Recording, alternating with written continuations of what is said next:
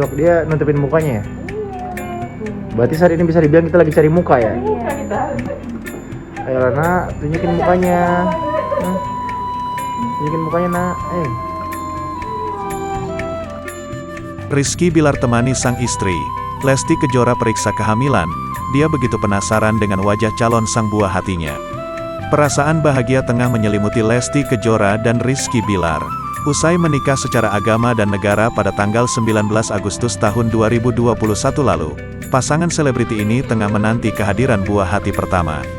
Seperti diketahui, Lesti Kejora sedang mengandung anak pertamanya. Untuk memastikan keadaannya, ia kini mulai rutin memeriksakan diri ke dokter. Tepat setelah melihat hasil USG sang bayi, baik Lesti dan Rizky Bilar pun tak bisa menyembunyikan rasa bahagia serta syukurnya.